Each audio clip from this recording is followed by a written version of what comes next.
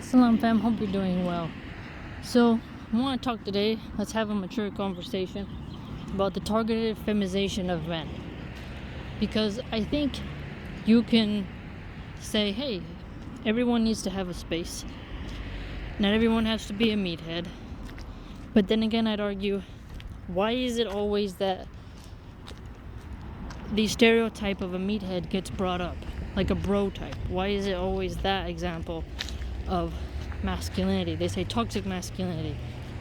Well, toxic masculinity to me is somebody who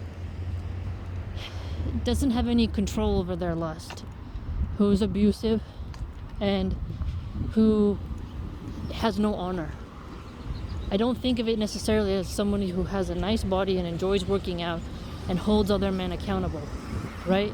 Because extreme feminization of men is very dangerous for society, and here's my point. Think about it.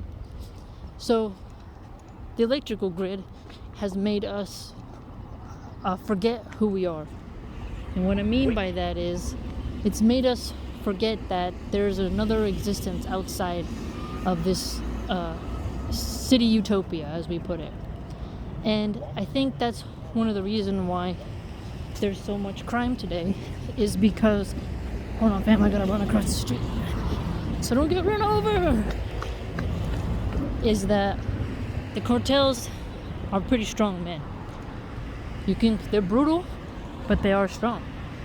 And they put a rope around someone's neck, they hang them across the overpasses, and they demonstrate, this is our territory, watch out. And I'll give you an example. It's like, they're not passive aggressive. Okay, so feminine men, a lot of them are passive aggressive. They hurt you another way. But like very forward, the dark side, I guess you could say, of real just dominant men is that they can have a very quick reaction to cruelty, right? They lack mercy, and certain feminine men lack bravery, right? So there's like a exchange there. And what's scary is that feminine men, they can maybe help somebody through like a soft way, like a digital way, like cybersecurity, or fixing your, I don't know, some contract that you don't understand. But a dominant man, he can protect you physically. And if we make all men unable to physically protect us, and all of us have to fend for ourselves while there's not a lot of police, and while they're restricting your gun rights, and not everyone can afford a security dog, we are getting into some dangerous territory here, because criminal elements will always exist in society. And with really criminalistic men, they will see a weakness and they will exploit it, right? Once they smell weakness, they come swarming like sharks. You ever seen like a very weak animal and then all the predators come and eat it and tear it apart? That is what stronger men do to weaker men, and it's only natural. And no matter how much you chemically castrate them, there's going to be people who live in the more rural regions who will be strong because they haven't been inoculated by city pollution and propaganda. And if those people in the rural areas, they maybe don't have the best ethical code, they will dominate the more effeminate kind.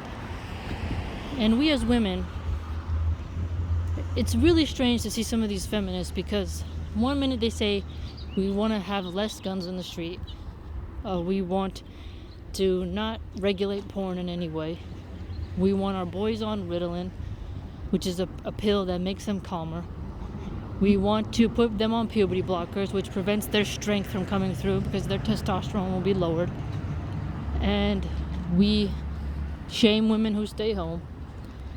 Well, we're gonna get into, and they say defund police, which means there'll be less police officers to protect us, to respond to emergencies.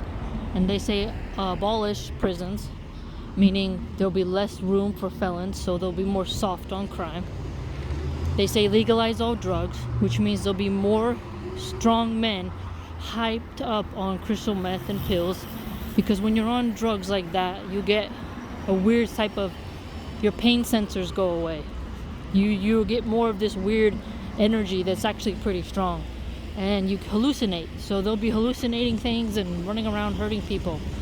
So they are doing a very strange way of bringing around their matriarchal utopia, because I personally realize some of the propaganda that I grew up with. Hold on, I gotta run across the street again. I realize the strange propaganda they put me through, where you start to stereotype all men and think they're all disgusting, they're all pervy.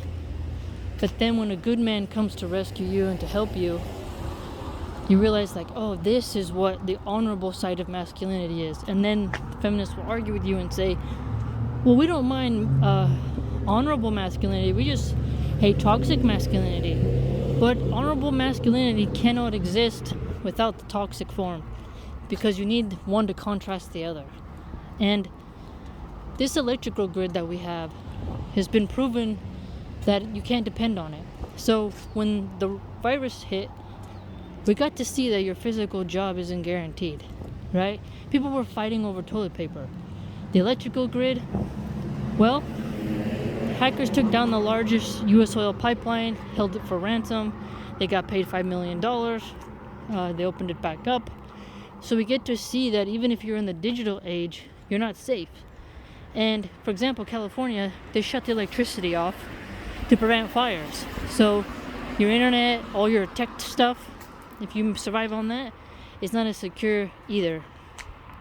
And that shows us right there two things. Your physical job is not safe, so the supply chains that fund your grocery stores and stuff like that is not guaranteed. Neither is your electrical grid. So if we know that a softer man can only survive and take care of a woman in a city setting that's dependent upon electricity, that sets women up for a dangerous situation, because we are forgetting how valuable dominant leaders of men are, how they provide a lot of protection, and their strength is something that keeps us safe, and safety is important.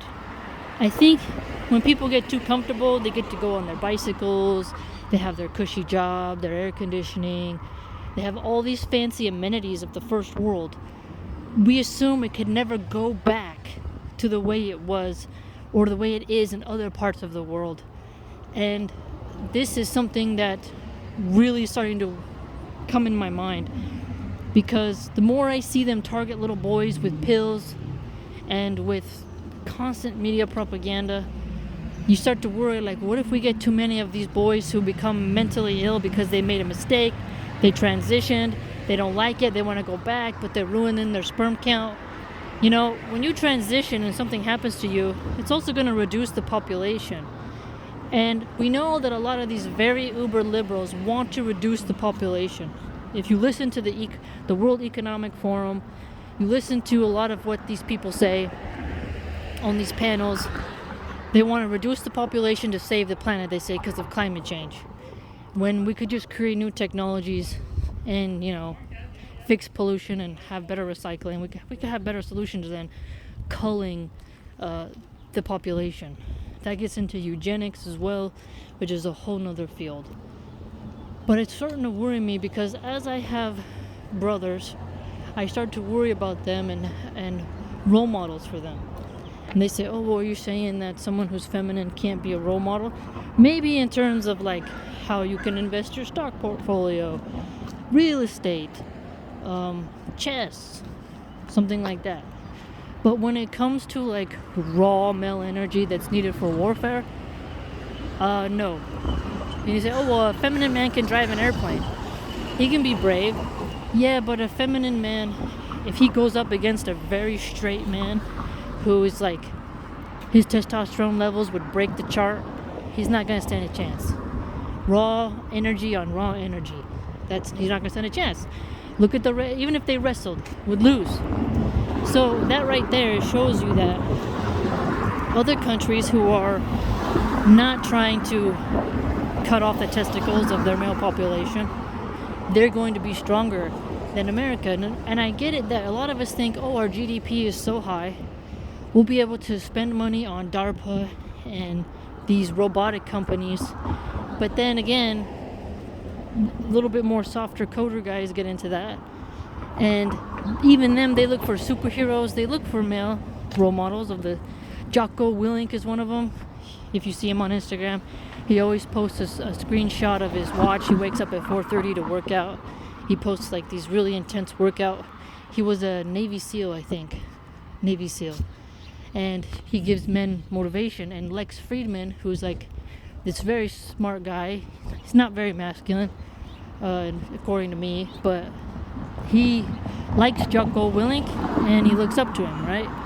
And you can see this pattern of even those guys who have not worked upon their fighting skills, their physique, their mental toughness as men, or tried to enter into a manhood type situation, they seek it out, right? It's why they like action figures, why they're into Marvel comics. There's something in the human psyche that we know that a strong male leader is needed for security of a nation. I mean, that's how it's been for years. So I don't think it's smart for us to get too dependent upon society, civilization, or robotics, because even if you have robotics, if somebody codes that robot to do something you didn't want it to do, and you gotta escape that robot, well, you're gonna have to run pretty fast, aren't you? You're gonna have to try to escape from that robot that wants to get you. And if you notice, even when those drones strike in certain areas, the very, very brave men who are strong and fit run into the danger to pull children out from under the rubble. I'm not saying a softer guy can't do that, but he might not be able to lift the rocks and stuff like that as effectively, right? If I'm in the ocean and I need a lifeguard who he's in shape and he's very masculine, he's gonna come rescue me because I'm gonna drown. If the guy has the same body type as me, he can't lift my body weight and put me on the surfboard or the boogie board to rescue me from the ocean. There's something there that's embedded within our DNA to have a rescuer. And I've had so many times in my life where I needed a rescuer and it wasn't there. So I had to be my own rescuer, and it's not easy. And it does change the way you look at men. But then again, now it's making me see, now that I see more Muslim masculinity, I contrast that with American men today and how they're consistently caring more about their brands than their actual muscle mass. You start to worry, you know? And now that they're lowering the standards of the military, and that woke propaganda is getting into the military and the CIA and the police force, and the police don't even have to be in physical shape anymore as much, you start to worry like, oh my gosh, the perpetrators, they will have more testosterone. I mean, you compare a city guy, his sperm levels, to someone in the jungles of Vietnam, someone in the jungles of Cambodia, it's completely different, you know? And I just thought about people who live in extreme weather. I like the snow. Living in the snow makes you definitely stronger. Living in the extreme heat makes you strong in another way. But if we have a society of men who they're always adjusting the temperature to 70 degrees, their hands are very velvety. The only stress they have is like mental stress from like to electronics. It's not as potent, it's not as formidable, it's not as secure and reliable. Because we know that the future is not just going to be ground wars anymore. It's going to be cyber wars, so we're going to need people to pay attention to the cyber area. But if someone takes the infrastructure down and it's all dog eat dog, complete anarchy, one for all, and one, it's how everyone's going nuts, you're going to need a man to go in there and elbow his way in to get you resources. Do you ever notice in the zombie movies that when the zombies are there, it's always the really brave guy who goes in to the grocery store where the zombies are and get some like canned food.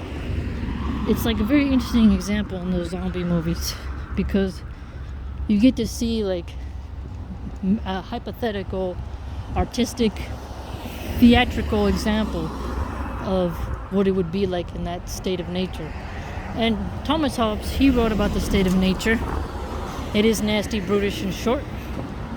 And if you really think about how all of us would fare, okay, who's gonna get you water, right? You can't go hunting. If your grocery store doesn't have food because your supply chains got ruined, people are gonna go around with firearms and jack everybody. And if all of your police are these wimpy police, you're gonna be in trouble. And if all of your soldiers have arms like marshmallows, you're not gonna have a very strong fighting force either. And if all of your soldiers, they run away really easy, they get turned away really easy, you're gonna really need them, and you're gonna be like, oh no, and they all got afraid.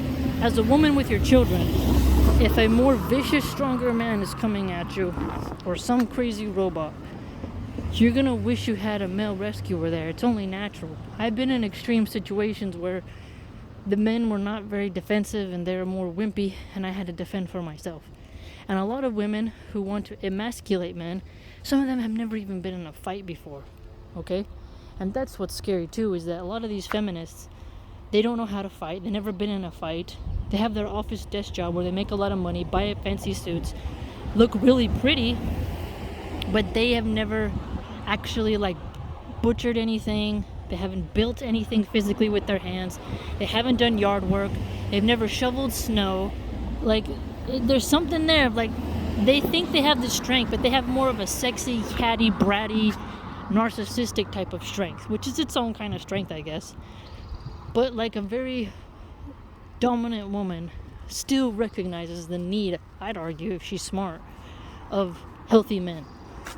And so I was trying to think to myself, how can I inspire my brothers to be men? I'm worrying about them because both of their fathers are dead.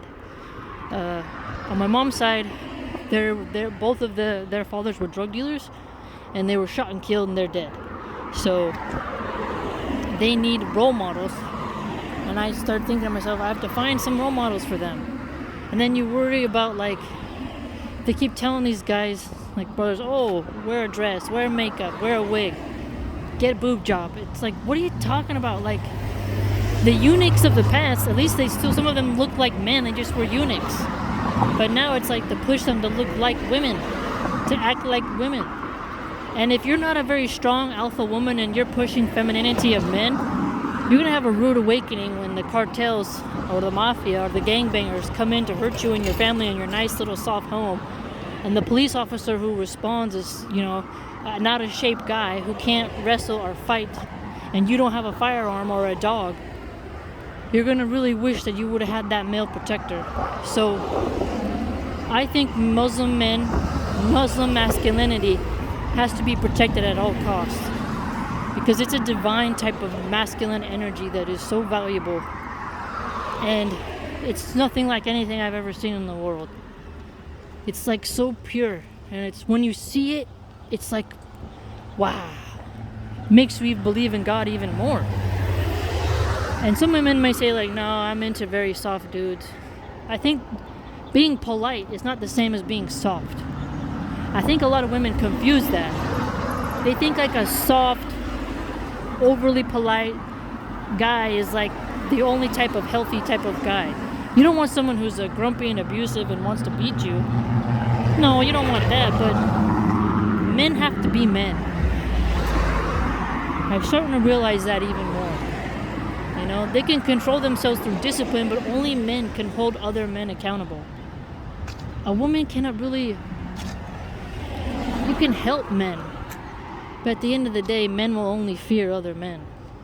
And if a man fears a woman, it's just usually through psychological manipulation, where she's degraded his soul so badly that he's forgotten his essence. So what do you think? How do we protect them? As women, we have to protect them.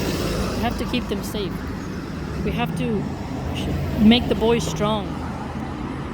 I don't think studies are more important than your son working out. need to make sure your son is having exercise every single day. You need to make sure he's eating right. You need to make sure he's learning and being strong. Push him to work out more than just studying all the time. Studies are good. You know me, I love to study. But physical exercise is needed for your son. It's natural and it's the better way.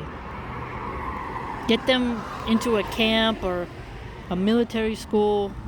I wish I could send my brothers to a military school.